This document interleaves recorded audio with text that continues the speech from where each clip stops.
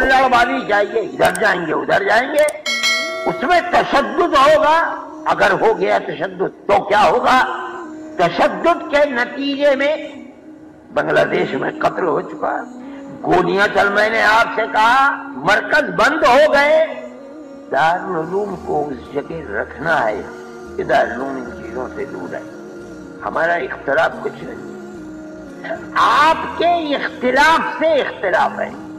حضرت مولانا سعد صاحب کے بیانات کے اندر بعض وہ چیزیں جو علماء کے نزدیک قابل اعتراض، وہ کوئی نئی بات نہیں ہے، یہ تو 10 سال سے کتاب سے چھپے ہوئے ہیں۔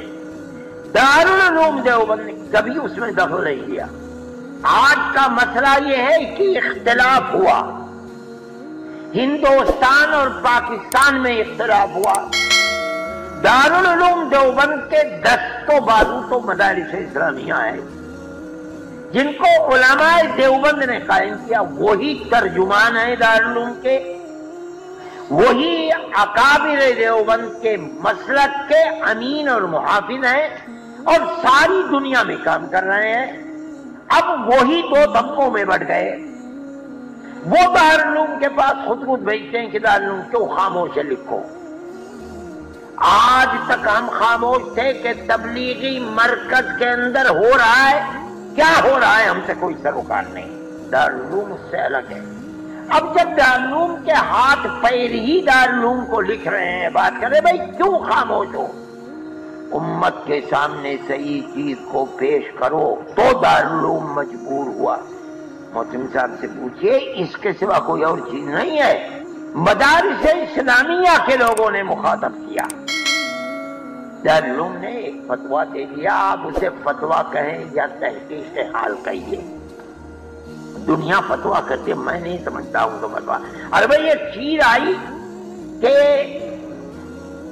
یہ کہا جا رہا ہے نبی کے بارے میں، علماء دیوبند اس سلسلے میں کیا کہتے ہیں؟ علماء دیوبند نے بیٹھ کر دارالعلوم دیوبند کے اساتذہ نے غور کیا اور غور کرنے کے بعد اپنی ایک رائے قائم کی، اور وہ رائے قائم کی تاکہ دامن نبوت داغدار نہ ہو سکے، اس کے سوا کچھ نہیں ہے۔ اور ہم سمجھتے ہیں کہ یہ ایمان ہے اور فرض ہے دارالعلوم۔